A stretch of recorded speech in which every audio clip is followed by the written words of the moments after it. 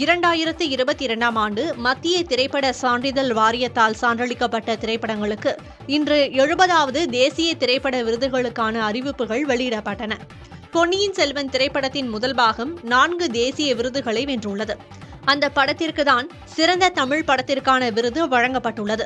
அதேபோல் அந்த படத்திற்கு சிறந்த பின்னணி இசைக்கான விருதை AR ரகுமானும், சிறந்த ஒளிப்பதிவாளருக்கான விருதை ரவிவர்மனும் பெற்றுள்ளனர். சிறந்த ஒளி வடிவமைப்புக்கான விருதை ஆனந்த் கிருஷ்ணமூர்த்தியும் வென்றுள்ளனர். அதேபோல் திருச்சிற்றம்பலம் படத்திற்காக சிறந்த நடிகைக்கான விருதை நித்யா மேனனும், சிறந்த நடனத்திற்கான விருதை ஜானி மற்றும் சதீஷ் கிருஷ்ணன் ஆகியோரும் வென்றுள்ளனர்.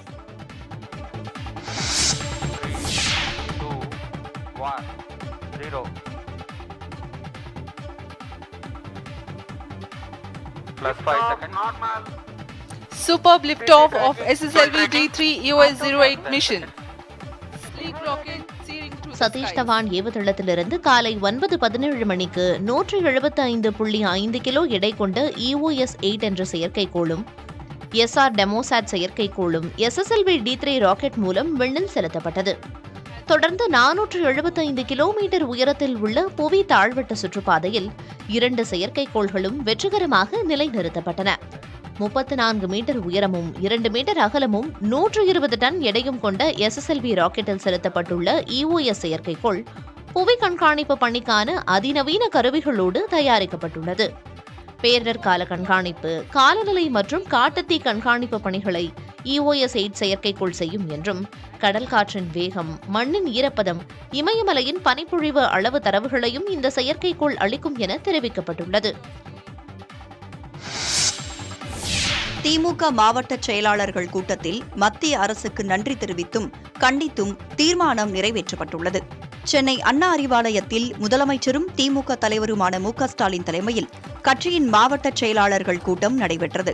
இதில் நிறைவேற்றப்பட்ட தீர்மானங்கள் குறித்து திமுக சார்பில் அறிக்கை வெளியிடப்பட்டுள்ளது. 2020 ஊரக உள்ளாட்சித் தேர்தல், 2021 சட்டமன்ற தேர்தல், 2022 நகர்ப்புற உள்ளாட்சித் தேர்தல், சமீபத்தில் நடந்து முடிந்த நாடாளுமன்ற தேர்தல் மற்றும் விக்கிரவாண்டி இடைத்தேர்தல் ஆகியவற்றில் தொடர் வெற்றிகளை பெற்ற முதலமைச்சர் MK-ஸ்டாலினுக்கு வாழ்த்து தெரிவித்து தீர்மானம் நிறைவேற்றப்பட்டுள்ளது. இரண்டாவதாக, திமுக பவள விழா ஆண்டு முதலமைச்சர் ஸ்டாலின் தலைமையில் எழுச்சி மிகுந்த விழாவாக கொண்டாட மாவட்ட செயலாளர்கள் கூட்டத்தில் தீர்மானம் நிறைவேற்றப்பட்டுள்ளது. கருணாநிதியின் உருவம் பொறித்த 100 ரூபாய் நாணயத்தை வெளியிட முன்வந்த மத்திய அரசுக்கு நன்றி தெரிவித்து தீர்மானம் நிறைவேற்றப்பட்டது. அதோடு தமிழ்நாட்டிற்கு எந்த சிறப்பு திட்டத்தையும் வழங்காமலும், முறையான நிதியை ஒதுக்கீடு செய்யாமலும் தமிழக மக்களை வஞ்சித்து வரும் செயல்களில் மத்திய அரசு தொடர்ந்து ஈடுபட்டு வருவதாக குற்றம் சாட்டி மத்திய பாஜக அரசுக்கு கண்டனம் தெரிவித்து தீர்மானம் நிறைவேற்றப்பட்டுள்ளது. தமிழகத்தின் மீது மத்திய அரசுக்கு இருக்கும் காழ்ப்புணர்ச்சி மத்திய பட்ஜெட்டில் வெளியாகி இருக்கிறது என கூறி அதிமுக செயற்குழுவில் கண்டன தீர்மானம் நிறைவேற்றப்பட்டுள்ளது. சென்னை ராயப்பேட்டையில் உள்ள அதிமுக அலுவலகத்தில் கட்சியின் அவைத்தலைவர் தமிழ்மகன் உசைன் தலைமையில் அவசர செயற்குழு கூட்டம் நடைபெற்றது. இந்த கூட்டத்தில் மொத்தம் 9 தீர்மானங்கள் நிறைவேற்றப்பட்டுள்ளன. இதில் மத்திய நிதிநிலை அறிக்கையில் தமிழ்நாட்டிற்கு தேவையான திட்டங்களை அறிவிக்காததற்கும், போதுமான நிதியை ஒதுக்காததற்கும் மத்திய அரசுக்கு கண்டனம் தெரிவித்து தீர்மானம் நிறைவேற்றப்பட்டுள்ளது. தமிழகத்தின் மீது மத்திய அரசுக்கு இருக்கும் காழ்ப்புணர்ச்சியையே மத்திய பட்ஜெட் காட்டுவதாக விமர்சனம் செய்துள்ள அதிமுக, வருங்காலத்தில் தமிழ்நாட்டின் வளர்ச்சிக்கு உரிய நிதியை மத்திய அரசு ஒதுக்க வேண்டும் என வலியுறுத்தப்பட்டுள்ளது.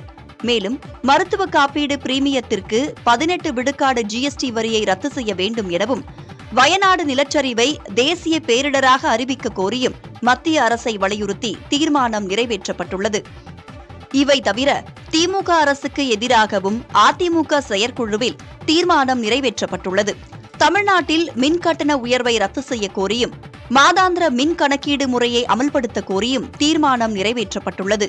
நியாய விலை கடைகளில் அத்தியாவசிய பொருட்கள் வழங்கப்படவில்லை, தமிழ்நாட்டில் சட்டம் ஒழுங்கு சீர்குலைவு, விலையில்லா வேட்டி சேலை வழங்குவதில் மெத்தன போக்கு என கூறி திமுக அரசுக்கு எதிராக கண்டனம் தெரிவிக்கப்பட்டது. இது தவிர 2026 சட்டமன்ற தேர்தலில் வெற்றி பெற்று எடப்பாடி பழனிசாமி தலைமையில் ஆட்சி அமைப்போம் என அதிமுக செயற்குழுவில் தீர்மானம் நிறைவேற்றப்பட்டது. ஜம்மு காஷ்மீரில் 3 கட்டங்களாகவும் ஹரியானாவில் ஒரே கட்டமாகவும் சட்டப்பேரவை தேர்தல் நடைபெறும் என தேர்தல் ஆணையம் அறிவித்துள்ளது. 90 சட்டப்பேரவை தொகுதிகளை கொண்ட ஹரியானா மாநில சட்டப்பேரவையின் பதவிக்காலம் வரும் நவம்பர் மாதம் முடிவுக்கு வருகிறது. ஜம்மு காஷ்மீருக்கான சிறப்பு அந்தஸ்து நீக்கப்பட்டு 2 யூனியன் பிரதேசங்களாக பிரிக்கப்பட்டதிலிருந்து ஜம்மு காஷ்மீரில் தேர்தல் நடத்தப்படாமல் இருந்து வருகிறது. இது தொடர்பான வழக்கை விசாரித்த உச்சநீதிமன்றம் வரும் செப்டம்பர் 30ஆம் தேதிக்குள் ஜம்மு காஷ்மீரில் தேர்தலை நடத்தி முடிக்க உத்தரவிட்டிருந்தது. உச்சநீதிமன்ற உத்தரவின்படி ஹரியானா மாநிலத்துடன் சேர்ந்து ஜம்மு காஷ்மீருக்கும் தேர்தல் அறிவிக்கப்பட்டுள்ளது. டெல்லியில் செய்தியாளர்களை சந்தித்த தேர்தல் ஆணையர் ராஜீவ்குமார் தேர்தல் தேதிகளை அறிவித்தார். அதன்படி ஜம்மு காஷ்மீரில் 3 கட்டங்களாக தேர்தல் நடைபெற உள்ளது. முதல் கட்டமாக 24 தொகுதிகளுக்கு வரும் செப்டம்பர் மாதம் 18ஆம் தேதி தேர்தல் நடைபெறும் எனவும் இதற்கான வேட்புமனு தாக்கல் இம்மாதம் 20ஆம் தேதி தொடங்கும் என்றும் அறிவிக்கப்பட்டுள்ளது. 2ஆம் கட்டமாக 26 சட்டப்பேரவை தொகுதிகளுக்கு செப்டம்பர் 25ஆம் தேதியும் 3ஆம் கட்டமாக 40 தொகுதிகளுக்கு அக்டோபர் 1ஆம் தேதியும் தேர்தல் நடைபெறும் என அறிவிக்கப்பட்டுள்ளது. ஹரியானாவை பொறுத்தவரை ஒரே கட்டமாக அக்டோபர் 1ஆம் தேதி தேர்தல் நடைபெறும் எனவும் இதற்கான வேட்புமனு தாக்கல் செப்டம்பர் 5ஆம் தேதி தொடங்கும் எனவும் அறிவிக்கப்பட்டுள்ளது. 2 மாநில தேர்தல்களிலும் பதிவான வாக்குகள் அக்டோபர் 4ஆம் தேதி எண்ணப்பட்டு முடிவுகள் அறிவிக்கப்படும் என தேர்தல் ஆணையர் ராஜீவ்குமார் அறிவித்தார். தேர்தல் தேதிகள் அறிவிக்கப்பட்டுள்ள நிலையில் தேர்தல் நன்னடத்தை விதிகள் அமலுக்கு வந்துள்ளன. மேற்கு வங்கத்தை தொடர்ந்து உத்தரப்பிரதேசத்தில் செவிலியர் ஒருவர் பாலியல் வன்கொடுமை செய்யப்பட்டு கொலை செய்யப்பட்ட சம்பவம் அதிர்வலைகளை ஏற்படுத்தியுள்ளது. உத்தரப்பிரதேசத்தின் பிலாஸ்பூர் மாவட்டத்தைச் சேர்ந்த செவிலியர் ஒருவர் அண்டை மாநிலமான உத்தரகண்டில் உள்ள ஒரு தனியார் மருத்துவமனையில் பணிபுரிந்து வந்துள்ளார். 2 மாநில எல்லையில் உள்ள கிராமத்தில் வசித்து வந்த அவர் கடந்த ஜூலை 30ஆம் தேதி இரவு பணியை முடித்துவிட்டு இரவு ஆட்டோ ரிக்ஷாவில் வீடு திரும்பிக் கொண்டிருந்தார். எனினும் நீண்ட நேரமாகியும் வீடு திரும்பாததால் காவல்துறையினரிடம் அவரது குடும்பத்தினர் தகவல் தெரிவித்துள்ளனர். தொடர்ந்து இதுகுறித்து வழக்கு பதிவு செய்து செவிலியரை தேடும் பணியில் காவல்துறையினர் ஈடுபட்டு வந்தனர். இந்நிலையில் 8 நாட்களுக்கு பிறகு செவிலியரின் வீட்டிலிருந்து 1.5 கிலோமீட்டர் தொலைவில் உள்ள காலி இடத்தில் அவரது உடல் கண்டெடுக்கப்பட்டுள்ளது. செவிலியரை பாலியல் வன்கொடுமை செய்த நபர் அவரது மொபைல் போனை திருடிச் சென்றதாக கூறப்பட்ட நிலையில் தர்மேந்திரா என்ற நபரை காவல்துறையினர் கைது செய்துள்ளனர். செவிலியரை இழுத்துச் சென்று பாலியல் வன்கொடுமை செய்த அந்த நபர் அவரது கழுத்தை நெரித்து கொலை செய்துள்ளது முதற்கட்ட விசாரணையில் தெரியவந்துள்ளது.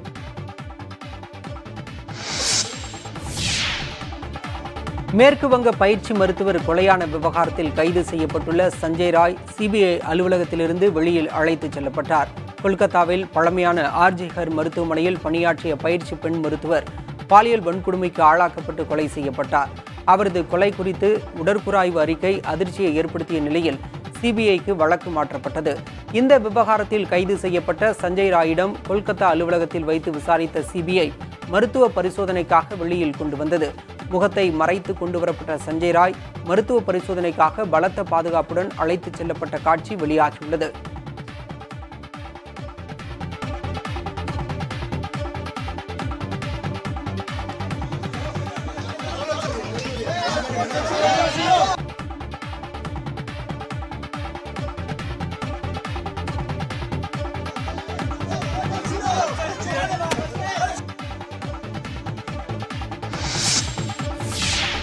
கொல்கத்தாவில் மருத்துவக் கல்லூரி மாணவி கொடூரமாக பாலியல் வன்கொடுமை செய்து கொல்லப்பட்டதை கண்டித்து பல்வேறு மாவட்டங்களில் மருத்துவக் கல்லூரி மாணவர்கள் அமைதி பேரணி நடத்தினர்.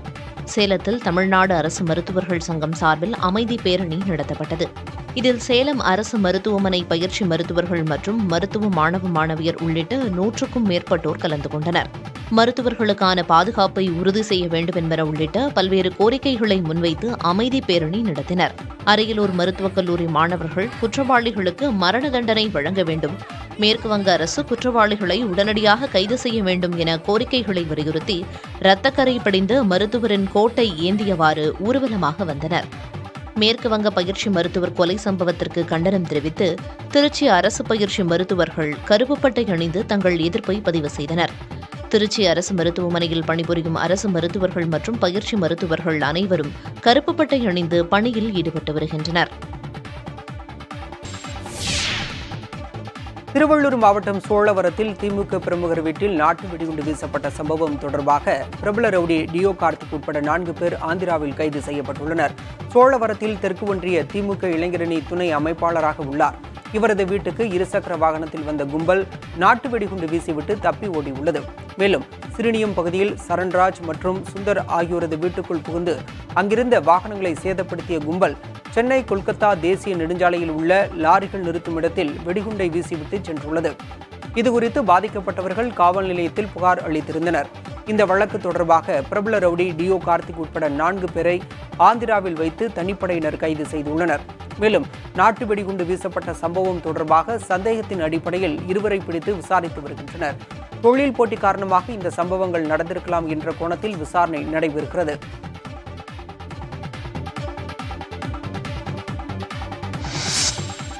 தென் மாவட்ட விரைவு ரயில்கள் தாம்பரத்தில் நிற்காமல் செல்வதால் மின்சார ரயிலில் பயணிகள் கூட்டம் அலைமோதியது. தாம்பரம் ரயில் நிலைய மறுசீரமைப்பு மேம்பாட்டு பணிகள் காரணமாக விரைவு ரயில்கள் செங்கல்பட்டில் இருந்து புறப்பட்டு செல்கின்றன. அதேபோன்று தென் மாவட்டத்தில் இருந்து வரும் விரைவு ரயில்கள் தாம்பரம் ரயில் நிலையத்தில் நிற்காமல் செல்வதால் இங்கு இறங்க வேண்டிய பயணிகள் மின்சார ரயில் மூலமாக மீண்டும் தாம்பரத்திற்கு பயணிக்கும் சூழல் உள்ளது. இதன் காரணமாக தாம்பரம் ரயில் நிலையத்தில் கூட்டம் அலைமோதியதுடன் பணிக்கு செல்வோர் அவதியுற்றனர். இதனைத் தொடர்ந்து ரயில்வே காவல்துறை மற்றும் பாதுகாப்பு படையினர் கூட்டத்தை ஒழுங்குபடுத்தி பாதுகாப்பாக பயணம் செய்ய பயணிகளுக்கு அறிவுரை வழங்கினர். ஹிண்டன்பர்க் அறிக்கை வெறும் சிறு துளிதான் என்றும் அதானி குழுமத்தின் மீதான முறைகேடு புகார்கள் ஏராளமாக உள்ளது என்றும் காங்கிரஸ் குற்றம் சாட்டியுள்ளது. எக்ஸ் வலைதளத்தில் காங்கிரஸ் பொதுச் செயலாளர் ஜெயராம் ரமேஷ் வெளியிட்ட பதிவில் அதானி குழும ஊழல் தொடர்பாக ஹிண்டன்பர்க் ஆராய்ச்சி நிறுவனம் வெளியிட்ட அறிக்கை வெறும் சிறு துளிதான் என்றும் பங்குச்சந்தைகள் மற்றும் அதானி குழுமம் இடையிலான சில ஊழல் புகார்கள் மட்டுமே வெளிவந்துள்ளதாகவும் தெரிவித்துள்ளார். அதானி குழுமத்திற்கு தொடர்புடைய முறைகேடுகள் அனைத்து பகுதிகளுக்கும் விரிவடைந்துள்ளதாக தெரிவித்துள்ள ஜெயராம் ரமேஷ், இந்த முறைகேடுகளை வெளிக்கொண்டு வர நாடாளுமன்ற கூட்டுக்குழு விசாரணைக்கு உத்தரவிட வேண்டும் என தெரிவித்தார். சமீபத்தில் அதானி குழும ஊழல் தொடர்பாக ஹிண்டன்பர்க் வெளியிட்ட அறிக்கையில் ஊழலில் தொடர்புடைய வெளிநாட்டு நிறுவனங்களில் செபி நிறுவனத்தின் தலைவருக்கு தொடர்பு இருப்பதாக தெரிவித்தது பெரும் அதிர்வலைகளை ஏற்படுத்தியிருந்தன. திகார் சிறைக்கு வெளியே டெல்லி முதலமைச்சர் அரவிந்த் கெஜ்ரிவாலின் பிறந்தநாள் விழா கேக் வெட்டி கொண்டாடப்பட்டது. மதுபான கொள்கை முறைகேடு புகாரில் டெல்லி மாநில முதலமைச்சர் அரவிந்த் கெஜ்ரிவால் கைது செய்யப்பட்டு திகார் சிறையில் அடைக்கப்பட்டுள்ளார். டெல்லியில் உள்ள திகார் சிறைக்கு வெளியே திரண்ட கெஜ்ரிவாலின் ஆதரவாளர்கள் அவரது பிறந்த நாளை கேக் வெட்டி கொண்டாடினர். அப்போது கெஜ்ரிவால் மற்றும் ஆம் ஆத்மி கட்சி வாழ்க என அவர்கள் முழக்கம் எழுப்பினர்.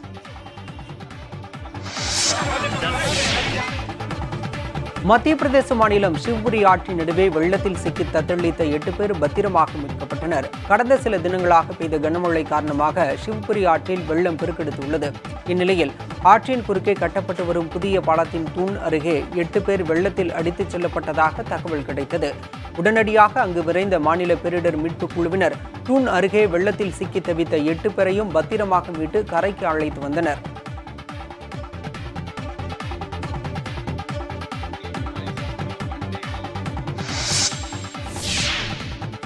திரைப்படங்களின் வெளியீடு தொடர்பான பிரச்சினை காரணமாக புதிய தமிழ் படங்களின் படப்பிடிப்புகள் இன்று முதல் தற்காலிகமாக நிறுத்தப்பட்டுள்ளன. தமிழ் திரைப்பட தயாரிப்பாளர் சங்கம் சில வாரங்களுக்கு முன்பு அறிக்கை ஒன்றை வெளியிட்டது. அதில் பல திரைப்படங்களுக்கு திரையரங்குகள் கிடைக்காமல் தேங்கி கிடப்பதால் ஆகஸ்ட் 16ஆம் தேதி முதல் புதிய படங்கள் துவங்குவதை தற்காலிகமாக நிறுத்தப்பட உள்ளதாக அறிவிக்கப்பட்டிருந்தது. இது தொடர்பாக நடிகர் சங்கம் தங்களை கேட்காமல் முடிவெடுத்தது தவறு என சுட்டிக்காட்டினர். இதையடுத்து நடிகர் சங்கம் மற்றும் தயாரிப்பாளர் சங்கமிடையே உடன்பாடு எதுவும் ஏற்படாததால் இன்று முதல் புதிய படங்களின் படப்பிடிப்பு தொடங்கவில்லை. திரைப்படங்களின் வெளியீடு தொடர்பான பிரச்சினை காரணமாக புதிய தமிழ் படங்களின் படப்பிடிப்புகள் இன்று முதல் தற்காலிகமாக நிறுத்தப்பட்டுள்ளன. தமிழ் திரைப்பட தயாரிப்பாளர் சங்கம் சில வாரங்களுக்கு முன்பு அறிக்கை ஒன்றை வெளியிட்டது. அதில் பல திரைப்படங்களுக்கு திரையரங்குகள் கிடைக்காமல் தேங்கி கிடப்பதால் ஆகஸ்ட் 16ஆம் தேதி முதல் புதிய படங்கள் துவங்குவதை தற்காலிகமாக நிறுத்தப்பட உள்ளதாக அறிவிக்கப்பட்டிருந்தது.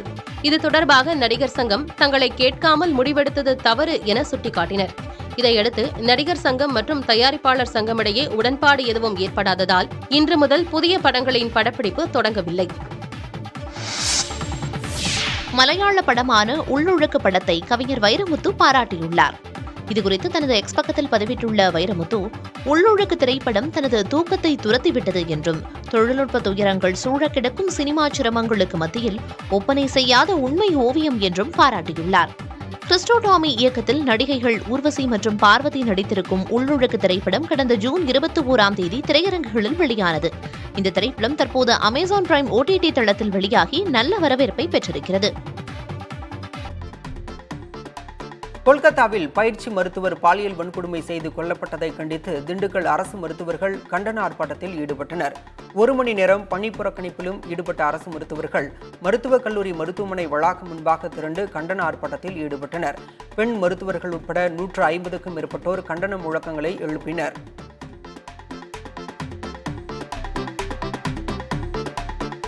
மருத்துவ மாணவியின் மரணத்திற்கு எதிர்ப்பு தெரிவிக்கும் வகையில் வேலூர் அரசு மருத்துவக் கல்லூரி மருத்துவமனையில் பயிற்சி பெறும் மருத்துவர்கள் கருப்பு பட்டை அணிந்து தங்கள் பணிகளை மேற்கொண்டனர்.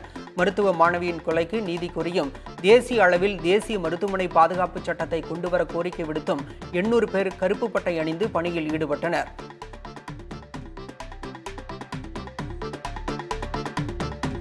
நாமக்கல் மாவட்டம் ராசிபுரத்தில் ஊதியம் வழங்காததை கண்டித்து ஒப்பந்த தூய்மை பணியாளர்கள் வேலைநிறுத்த போராட்டத்தில் இறங்கினர். ராசிபுரம் நகராட்சியில் ஒப்பந்த அடிப்படையில் 70க்கும் மேற்பட்ட தூய்மை பணியாளர்கள் பணிபுரிந்து வரும் நிலையில் இவர்களுக்கு கடந்த 2 மாதங்களாக முறையாக ஊதியம் வழங்கப்படவில்லை என்றும் PF பணம் குறித்து தகவலும் தெரிவிக்காமல் இருப்பதாகவும் கூறப்படுகிறது. இதனை கண்டித்து தூய்மை பணியாளர்கள் பணியை புறக்கணித்து போராட்டத்தில் ஈடுபட்டனர். இதனால் நகராட்சி முழுவதும் தூய்மை பணிகள் பாதிக்கப்பட்டுள்ளன.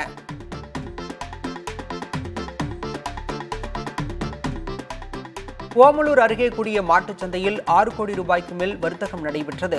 கேரளா, கர்நாடகா, ஆந்திரா ஆகிய மாநிலங்களில் இருந்து கால்நடைகள் அதிகமாக விற்பனைக்கு வந்திருந்தன.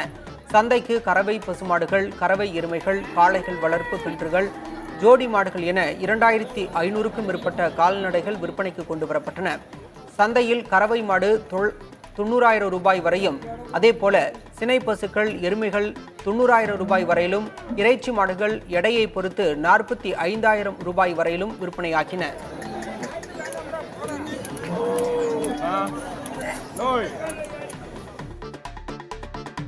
புலிகள் நடமாட்டம் குறித்து வதந்தி பரப்பும் நபர்கள் மீது கடுமையான நடவடிக்கை எடுக்கப்படும் என வனத்துறை எச்சரிக்கை விடுத்துள்ளது. நெல்லை மாவட்டம் அம்பாசமுத்திரம் வனச்சரகத்திற்கு உட்பட்ட தெற்கு பாப்பான்குளம் பகுதியில் புலி நடமாட்டம் இருப்பதாக சமூக வலைதளங்களில் புகைப்படம் வேகமாக பரவியது. அதனைத் தொடர்ந்து நடத்திய விசாரணையில் புகைப்படம் மேற்கு வங்கத்தில் எடுக்கப்பட்டது என்பது உறுதி செய்யப்பட்டது. மணிமுத்தாறு மற்றும் தெற்கு பாப்பான்குளம் பகுதிகளில் புலி நடமாட்டம் இல்லை என்றும், எனவே பொதுமக்கள் அச்சப்பட தேவையில்லை என்றும் வனத்துறையினர் தெரிவித்துள்ளனர். ஆடி மாத கடைசி வெள்ளியை முன்னிட்டு திருச்செந்தூர் சுப்பிரமணிய சுவாமி கோயிலில் பக்தர்கள் குவிந்தனர். இத்திருக்கோவிலில் நாள்தோறும் ஆயிரக்கணக்கான பக்தர்களும் திருவிழா காலங்களில் பல்லாயிரக்கணக்கானோரும் வருகை தருவர். அதன்படி இன்று ஆடி மாத கடைசி வெள்ளிக்கிழமை என்பதால் அதிகாலை முதலே ஏராளமான பக்தர்கள் புனித நீராடி நீண்ட வரிசையில் காத்திருந்து வழிபட்டு வருகின்றனர். இதனால் கோயில் வளாகம், வள்ளிக்குகை பகுதி, பேருந்து நிலையம் உள்ளிட்ட பகுதிகளில் பக்தர்களின் கூட்டம் அதிகரித்து காணப்பட்டது. மேலும் இன்று வரலட்சுமி விரதம் என்பதால் புதுமண தம்பதியினர் தாலி மாற்றிக்கொண்டனர். ஆடி மாத கடைசி வெள்ளியை முன்னிட்டு பழனி அருகே 1008 பால்குட ஊர்வலம் நடைபெற்றது.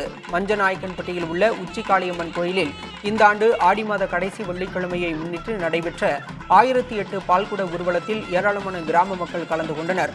பின்னர் அம்மனுக்கு சிறப்பு அபிஷேகம் மற்றும் அலங்காரங்கள் செய்யப்பட்டு பூஜைகள் நடைபெற்றன. நாகை துறைமுகத்தில் இருந்து இலங்கை காங்கேசன் துறைமுகத்திற்கு தனியார் பயணிகள் கப்பல் போக்குவரத்தை மாவட்ட ஆட்சியர் கொடியசைத்து தொடங்கி வைத்தார். கடந்த ஆண்டு அக்டோபர் மாதம் 14ஆம் தேதி நாகப்பட்டினத்திலிருந்து இலங்கை காங்கேசன் துறைமுகத்திற்கு இயக்கப்பட்டு வந்த பயணிகள் கப்பல் சேவை வடகிழக்கு பருவமழையால் நிறுத்தப்பட்டது. இந்த கப்பல் போக்குவரத்து இரு நாட்டு பயணிகளும் இடையே பெரும் வரவேற்பை பெற்ற நிலையில் தற்போது சிவகங்கை என்ற பெயரில் மீண்டும் தொடங்கப்பட்டுள்ளது. இச்சேவையை மாவட்ட ஆட்சியர் கொடியசைத்து தொடங்கி வைத்தார். முன்பதிவு செய்யாத 44 பயணிகள் இந்த கப்பலில் பயணம் செய்தனர். இலங்கைக்கு சென்றடைந்த பின்பு மீண்டும் 17ஆம் தேதி புறப்பட்டு நாகையை வந்தடையும். வரும் 18ஆம் தேதி முதல் இரு மார்க்கத்திலும் கப்பல் போக்குவரத்து நடைபெறும்.